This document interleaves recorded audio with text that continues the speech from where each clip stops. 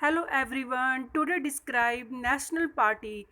Topic All India Criminal Congress. जो तृणमूल कांग्रेस है इसको आज हम पढ़ेंगे। आपने प्रीवियस वीडियो में पढ़ा तो आपको लगेगा अरे वो भी कांग्रेस थी ये भी Congress, but that's kind of different. आप यहाँ पे माइनर सा डिफरेंस है उसको समझिए।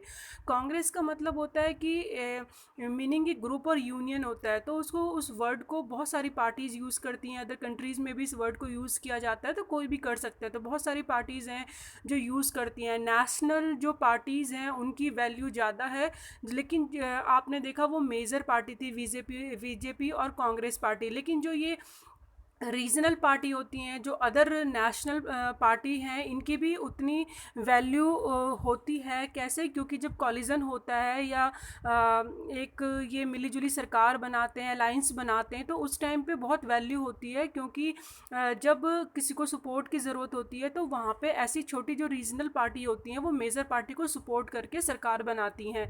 तो इसीलिए मेजर पार्टी के साथ साथ ये जो रीजनल अदर पार्टीज़ होती हैं उनका भी बहुत ज़्यादा इम्पॉर्टेंस होती है। All India Trinamool Congress launch 1 January 1998 under the leadership of Mamata Banerjee. इस पार्टी को ममता बनर्जी की लीडरशिप में लॉन्च किया गया था, recognise as a national party in 2016। लेकिन 2016 में इसको रिकॉग्नाइज किया गया। अब आप बोलोगे भाई 2016 में तो कोई इलेक्शन नहीं हुए थे, बट रिमेंबर करो प्रीवियस वीडियो में आपको बताया था कि नेशनल पार्टी का एक क्राइटेरिया होता है। अगर वो उसको कंप्लीट कर लेता है तो उसको नेशनल पार्टी बना दिया जाता है।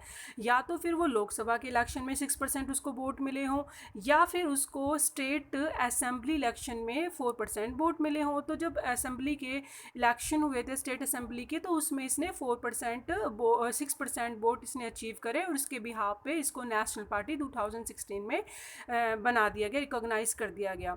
The party symbols is flower and grass. इसको फ्लावर और ग्रास आप देख सकते हैं। जो इसको रूट, दैट मीन्स ये इंडिकेट करता है कि कोई भी चीज़ हम स्टार्ट करते हैं बिल्कुल रूट से करते हैं, तो इसीलिए इसका फ्लावर और रूट्स है इसका जो सिंबल है।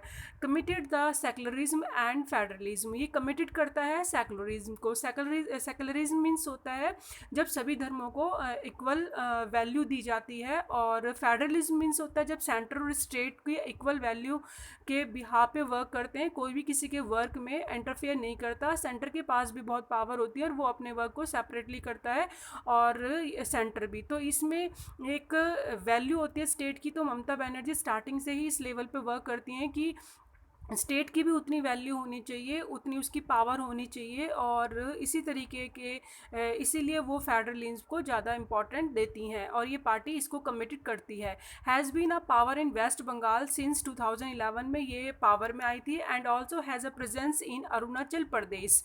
अरुणाचल प्रदेश में, मणिपुर में, त्रिपुरा में, ये यहाँ पे भी इनको बहुत सपोर्ट मिला, जिसके बिहाफ पे ही ये एक नेशनल पार्टी भी बनी थी। क्योंकि 4 स्टेट्स में इनको क्या मिलने चाहिए? वोट मिलने चाहिए, जब भी जाके कोई भी नेशनल पार्टी बनती है। In the general election held in 2019 में हुए, इट गॉट 4.7% वोट्स मिले एंड 122 सीट्स इन्होंने वॉन करी।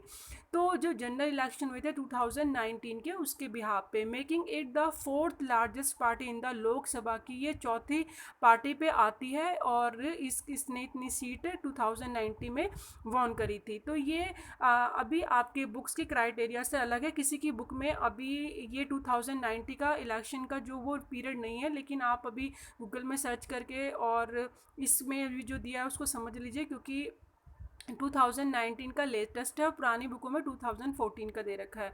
तो आप इसके अकॉर्डिंग, इसमें 407 है, उसमें 3.8 समथिंग कुछ है। 14 का जो क्राइटेरिया दे रखा है इलेक्शन का, तो उसमें भी आप ये सोचेंगे भाई उसमें तो 3.8 के अकॉर्डिंग कैसे, क्योंकि 6% वोट होने चाहिए। तो वही जो आपको बताया कि 4 स्टेट में अगर उसको 6% वोट मिल जाते हैं तो उसके बिहाफ पे वो एक नेशनल पार्टी बनती है और वॉन करती है। तो ये एक ममता बनर्जी की जो पार्टी है इसका सिंबल है। इस और कांग्रेस ऑल इंडिया ये तृणमूल कांग्रेस है, और इसको आप अंडरस्टैंड कर सकते हैं। नेक्स्ट पार्टी हम रीड करेंगे नेशनलिस्ट कांग्रेस पार्टी। अब आप फिर से सोचेंगे भाई nationalist Congress party that means हम ऑलरेडी भी रीड कर चुके हैं इंडियन कांग्रेस पार्टी, तो ये क्या है, ये भी कांग्रेस पार्टी है? नहीं, नेशनलिस्ट कांग्रेस पार्टी ये नेम है, कांग्रेस इसमें ऐड है, जिसका मीन्स कांग्रेस का मतलब ही होता है ग्रुप, और इसे अदर कंट्रीज़ में भी यूज़ किया जाता है और बहुत सारी पार्टी इस वर्ड को यूज़ करती हैं। तो ये भी एक पार्टी है, रीजनल पार्टी जिसे कह सकते हैं। ये इंडियन कांग्रेस पार्टी से स्प्लिट होके बनी है, जब उसमें कॉलिजन हो रहा था, स्प्लिट हो रहा था बहुत सारे, तो उसी के अकॉर्डिंग ये पार्टी बनी है और ये शरद पवार के लीडरशिप में बनी और फॉर्म इन 1990 में फॉर्म में आई, स्प्लिट हुई कांग्रेस पार्टी से। एस्पाउसेस डेमोक्रेसी, किसको सपोर्ट करता है? एस्पाउसेस मीन्स सपोर्ट करना, स्पाउसेज डेमोक्रेसी, दैट मीन्स ये डेमोक्रेसी को ज़्यादा इंक्रीज़ करने की ट्राई करते हैं कि उसी के बेस पे रूल रेगुलेशंस होते हैं। And Gandhian secularism, that means कि हम सभी को इक्वली वैल्यू देते हैं, सभी जितने भी धर्म हैं, जितनी भी डाइवर्सिटी पाई जाती है उसके अकॉर्डिंग गांधीयन सेकुलरिज्म मीन्स कि हम उसको वैल्यू देते हैं जितने भी हमारी कंट्री में धर्म पाए जाते हैं। इक्विटी, और इक्विटी पे वर्क करते हैं, जस्टिस, सोशल जस्टिस पे, और federalism, that means central government और स्टेट गवर्नमेंट की पावर के अकॉर्डिंग कोई किसी के वर्क में इंटरफेयर ना करे, उनको उनकी पावर मिली हुई है, स्टेट को स्टेट की, गवर्नमेंट की गवर्नमेंट ही, वो फेडरलिज्म होता है।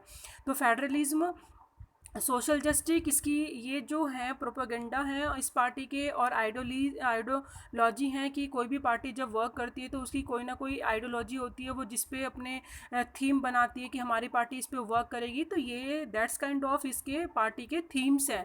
Wants that high offices in government be confine to nature born citizen of the country, और ये चाहते हैं जो हाई ऑफिसेज गवर्नमेंट में कन्फाइन करें वो नेचुरल बॉर्न अगर इस कंट्री के सिटीजन है तो ही करें।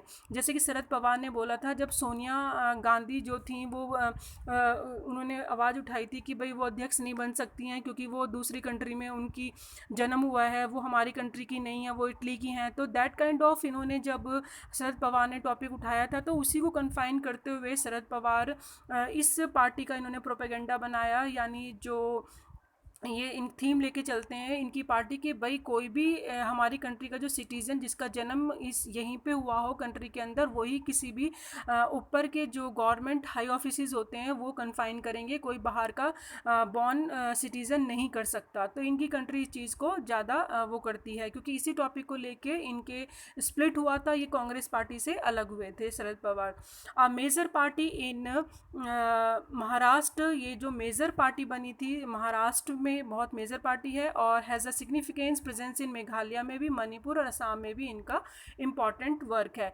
Collision partner in the state of Maharashtra in alliance with the Congress के साथ अलायंस करके एक स्टेट ऑफ महाराष्ट्र के साथ इन्होंने कोलिशन करके गवर्नमेंट बनाई, और सिंस 2004 में member of United progressive alliance के मेंबर बने, यानी फिर से ये कांग्रेस के साथ सपोर्ट करा इन्होंने उनको, और उनके साथ मिले इंडियन कांग्रेस पार्टी को, उनको सपोर्ट करा और फिर से उनके साथ alliance member United progressive alliance करके कॉलिजन करके गवर्नमेंट बनाई।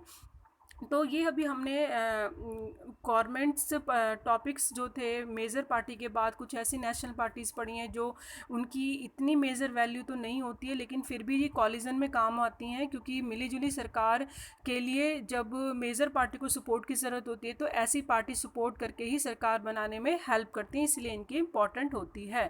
Thank you.